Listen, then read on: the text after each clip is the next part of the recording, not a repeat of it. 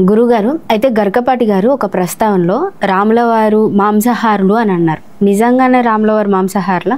గరికపాటి గారు చెప్పినటువంటి రాముడు మాంసం తింటాడు అనేటటువంటి వీడియోలో అది సగం పార్ట్ చూపించి మాంసాహారి అని ఏదో చెప్తున్నారు. ఆయన అలా చెప్పలే. తర్వాత రాములవారు అసలు మాంసాహారం ముట్టుకోడు. కారణం ఏంటంటే ఆయన అలా చెప్పడంలో ఉద్దేశం ఏంటంటే ఇక్ష్వాకుల వంశంలో శ్రీరామచంద్ర ప్రభువు జన్మించాడు. అంటే రాజులు పరిపాలించారు కాబట్టి రాజులు అనుకొని చెప్పి ముప్పాళ్ళ రంగనాయకమ్మ అనే ఆవిడ అసలు రాముడు ఈ రామాయణ విశ్వనాథ సత్యనారాయణ గారు రామాయణ కల్పవృక్షం అని రాస్తే రాజులన్నిటికీ కూడా మంచి చేయరు, రాజుల్లో దురహంకారం ఉంటుందని చెప్పేసి రామాయణ విషవృక్షం అని మా చిన్నప్పుడే రాసింది ఆమె. ఇప్పుడు చాలా బాధలు పడుతుంది. ఇప్పుడు కూడా నాకు మాట్లాడుతుంది. కడు పేదరికంలో పడిపోయింది. కమ్యూనిస్ట్ కాబట్టి ఆమె రంగనాయకమ్మ గారు. మరి అలా ఆ ఇక్ష్వాకుల వంశంలో పుట్టారు కాబట్టి రాజులు కులంలో అని అనుకుంటున్నారు. దేవుడికి కులాలు ఉండవు కాబట్టి ఆయన మనం జన్మించినట్టుగా తల్లి యోని నుంచి పుట్టలేదు. అయ్యో నిజుడు రాముడు కౌసల్య ఒళ్ళో ప్రత్యక్షం అయ్యాడు. సుమిత్ర వీళ్ళందరికీ కూడా ఆ శంకు చక్రాలన్నీ కూడా మామూలుగా ప్రత్యక్షమైనవి. కాబట్టి అలాగే సీతాదేవి ఉంది. జనక మహారాజు దున్నుతూ ఉంటే ఆ నాగలితో అక్కడ పెట్టెలో సీతమ్మ తల్లి అయోనిజ అయ్యి అక్కడ ప్రత్యక్షం అవుతుంది చిన్న బేబీ కింద. అంతేగాని ఆమె యోనిలో పుట్టలేదు. కాబట్టి దేవతలకి కృష్ణుడు యదువంశంలో పుట్టాడు కాబట్టి యాదవల వంశమని, రాముడు ఇక్ష్వాకుల వంశమని మనం మామూలుగా ప్రజలకు అర్థం అవ్వాలని అలా చెప్పారు పురాణాల్లో. అంతేగాని మనం అయోనిజులు వాళ్ళంతా కూడా అలా ప్రకటమవుతాడు శ్రీ మహావిష్ణువు కృష్ణావతారంలో కూడా. అలా మనము దేవుడికి కులాలు ఉండవు, మతాలు ఉండవు, మనకి కూడా ఉండకూడదు. మతాలు కులాలు అన్ని కులాలు సమానం, అన్ని మతాలు సమానం, ఒకటే వసుదైక కుటుంబం ఉంటుంది శ్రీకృష్ణ పరమాత్మ చెప్పినట్టుగా.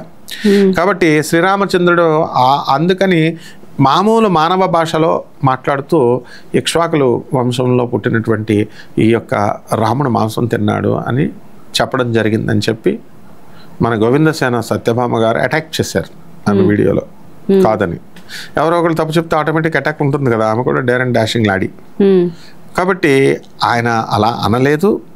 అది పొరపాటున కొన్ని వీడియో సగం పార్ట్ చూపించడం వల్ల అలాగొచ్చిందనమాట. కాబట్టి రాముడు ఎన్నడూ కూడా ఆయన మాంసం తినడు. ధ్యాయే దాజానుబాహుం ధృతశరధనుషం బద్ధ పద్మాసనస్థం పీతం వాసోవసానం నవకమలదల స్పర్ధి నేత్రం ప్రసన్నం వామాంకారూఢ సీతా ముఖ కమలమిలల్లోచనం నీరదాభం నానాలంకార దీప్తం దదతమురజటా మండలం రామచంద్రం.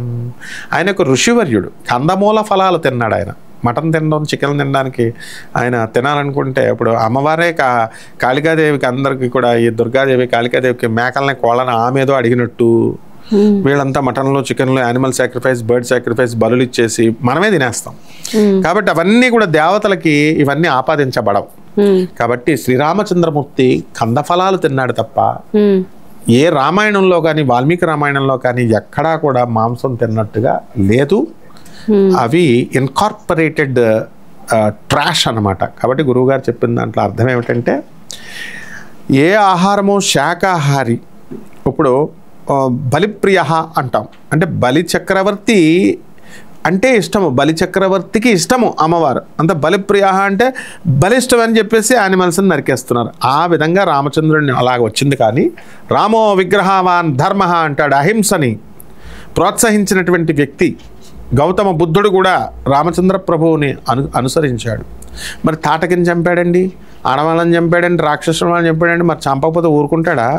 తోలు తీసేస్తాడు ఎవరైనా సరే తప్పులు చేస్తాడు. దుష్ట శిక్షణ శిష్ట రక్షణ కోసమే దేవుడు పుట్టాడు. ఒక్క కూర్మావతారం మాత్రమే ఛాన్స్ ఇస్తానన్నాడు. కూర్మావతారంలో ఏ రాక్షసుడిని చంపాల, మిగతా అవతారంలో తాట తీసేస్తానన్నాడు. ఇప్పుడు వెంకటేశ్వర స్వామి అవతారంలో ఎవడైతే రాముడిని కృష్ణుడిని విమర్శిస్తాడో వాళ్ళందరిని తాట శ్రీ వెంకటేశ్వరుడు తీసేస్తాడు. ఏమి లేదు, శుభ్రంగా పెరాలసిస్, హార్ట్ అటాక్, ఇవన్నీ అనమాట. అందువలన ఈ బాస్ కలియుగానికి బాస్ వెంకటేశ్వరుడు. కాబట్టి ఈ రాముడు అస్సలు తినలేదు. ఇప్పుడు చాగంటి గారు కూడా ఓన్లీ వెంకటేశ్వర స్వామిని పూజించితేనే ఈ కలియుగంలో కష్టాలన్నీ తీరుతాయి అని అన్నారు.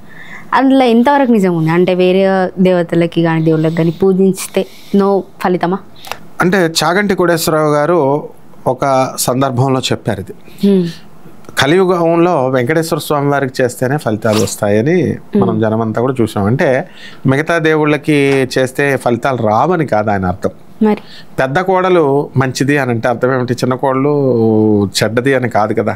మనం ఆపాదించుకుంటే అలా వస్తుంది. అట్లా వచ్చినదే తప్ప కలౌ వెంకటనాయకౌ అన్నారు. అంటే కలియుగంలో వెంకటేశ్వర స్వామి వారే దేవుడు, ప్రభువు అని. అంటే ఇప్పుడు మీకు ఉదాహరణకి మనము మీ తాతయ్య గారి హయాంలో మీ నాన్నగారు వాళ్ళు ఉన్నప్పటికీ కూడా మీ తాతయ్య గారే ఇంటికి యజమాని, మీ నాన్న కాదు. మీ నాన్న హయాం వచ్చినప్పుడు మీ నాన్నే ఇంటికి యజమాని, నువ్వు కాదు.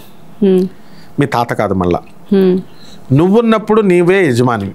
ఆ విధంగా కలియుగానికి రాముడున్నా, కృష్ణుడున్నా, ఎవరున్నా, ఎంతమంది దేవుళ్ళున్నా, దుర్గమ్మున్నా, ఎవరున్నా, కలియుగానికి దేవుడు శ్రీ వెంకటేశ్వరుడే. అందుకే కలౌ వెంకటనాయకౌ అన్నారు. అందుకే అందరికీ కులదైవం ఆయన. అంటే అర్థం ఏమిటంటే అక్కడ సర్వదేవతలు కూడా శ్రీ వెంకటేశ్వరుడిలో ఉన్నారు అని అర్థం. నెక్స్ట్ వేం కట. వేం అంటే పాపాలు, కట అంటే కట్టింగ్. మొత్తం మనం చేసినటువంటి పాపాలన్నింటినీ కట్ చేసి పడేస్తాడు. ఆపద మొక్కుల వాడు గోవిందా శ్రీనివాస అని మనం పిలవగానే ఆపదల్లో ఉన్నటువంటి వాడు టపీమని వచ్చి మనల్ని హెల్ప్ చేస్తాడు. వడ్డీ కాసుల వాడు స్వామి నేను ఇది నీకు ఇస్తాను, 100 రూపాయలు ఇస్తాను నీకు, నువ్వు నాకు 100 మార్కులు అని అడిగితే 1 కోటి రూపాయలు, 1 కొబ్బరికాయ 10 రూపీస్ ఇస్తాను స్వామి, నువ్వు 1 crore నాకు అంటే కూడా ఇస్తున్నాడు అమాయకుడు శ్రీనివాసుడు. తిరుపతి వస్తున్నటువంటి వాళ్ళంతా కూడా 99% మంది సెల్ఫిష్ ఫెలోసే వస్తారు. ఎందుకంటే 1 రూపీ కోకోనట్, 10 crores డబ్బులు కావాలి, ఇండస్ట్రీస్ కావాలా, మొక్కుకోకుండా నిష్ఫలాపేక్షతో వచ్చిన వాళ్ళు 0.001%. రాజకీయ నాయకులు తమ దర్పాన్ని, అధికారులు తమ దర్పాన్ని ఉపయోగించుకోవడం కోసం స్పెషల్ దర్శనాల్లో వెళ్తున్నారు. వీళ్ళకి వెంకటేశ్వర స్వామి వారి యొక్క అనుగ్రహం రాదు. నడిచి కష్టపడి మెట్లెక్కి లేకపోతే శ్రమ కోర్చి సర్వదర్శనాల్లో వెళ్తారు చూసావా, వాళ్ళకి మాత్రమే శ్రీ వెంకటేశ్వరుడి యొక్క ఫలితాలు వస్తాయి. ఇప్పుడు వెంకటేశ్వరుడు అప్పు చేశాడు కుబేరుడి దగ్గర అంటారు. అసలు వెంకటేశ్వరుడే ఈ విశ్వానికి ప్రభు అయితే, శ్రీ మహావిష్ణువు అయితే, కుబేరుడు ఆయన పెట్టిన అసిస్టెంట్. కుబేరుడు ఆయనకి అసిస్టెంట్, అష్టదిక్పాలకుల్లో ఒకడు. ఆయనకి ట్రెజరీ అప్పచెప్పి, కోశాధికారాన్ని అప్పచెప్పి, కోశాన్ని అప్పచెప్పి నువ్వు పరిపాలన చేయరా బాబు అంటే ఆయన దగ్గర ఈయన అప్పు చేయడం ఏంటి అంటే కథల్లో ఏమిటంటే అప్పు చేసి ఏం చేశాడు, ఆకాశరాజుకి అత్తగారికి మామగారులకు ఇచ్చి పెళ్లి వైభవంగా పెట్టి, కమ్యూనిటీ హాల్ అన్నీ పెట్టి, మటన్ చికెన్లు ఎలాగైతే భోజనాలు ఇప్పుడు మనం పెడుతున్నామో ఆ విధంగా రంగ వైభవంగా పెళ్లి చేస్తే నేను ఎలాగైపోయాను, దరిద్ర నారాయణ అయిపోయాను, నా అలాగే అయిపోతారు, మీరు అప్పుల పాలైపోతారని చెప్పడంలో వెంకటేశ్వర స్వామి ఉద్దేశం. అంటే అప్పులు చేసి పెళ్ళిళ్ళు చేయకండి రా నాయన, ఫంక్షన్ హాల్స్ అవి అప్పులు చేసి రిలేటివ్స్ అడుగుతున్నారని దావతలు ఇవ్వకండి, పెద్ద మటన్లు చికెన్లు పెట్టకండి. అప్పులు చేసి పెళ్లి చేసుకున్నందుకు నేను ఇప్పుడు అప్పుల పాలైపోయాను, కుబేరుడికి కడుతున్నాను అని. కానీ వెంకటేశ్వర స్వామి వారికి వచ్చేటటువంటి కలెక్షన్ను కొలవలేక గోవిందరాజ స్వామి ఈ కొంచాన్ని ఇలా తల కింద పెట్టుకొని పడుకుంటాడు. అంత కలెక్షన్ కింగ్ అనమాట ఆయన.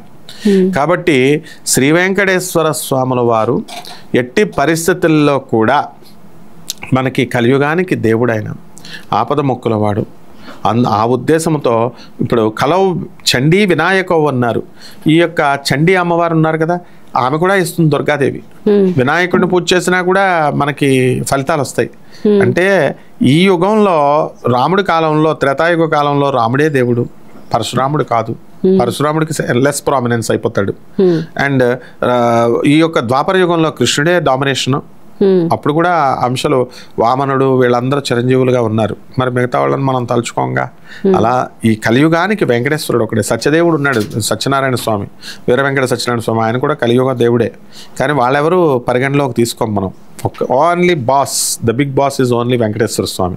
కాబట్టి ఆ ఉద్దేశంతో చాగంటి గురువుగారు అయినటువంటి చాగంటి కోటేశ్వరరావు గారు కేవలం వెంకటేశ్వరుని పూజ చేస్తే మీ అప్పుల బాధలు, మీ రుణాల బాధలు, మార్కులు ఎక్కువ వస్తాయి, చక్కగా స్టూడెంట్స్ కష్టపడి చదవండి నాయన, వ్యాపారాలు బాగుంటాయి, పెళ్ళిళ్ళు కానిటువంటి వాళ్ళకి పెళ్ళిళ్ళు అవుతాయి అని అన్ని రకాలు వాట్ నాట్ అన్నీ ఇచ్చేస్తాడని చెప్పడం జరిగిందనమాట.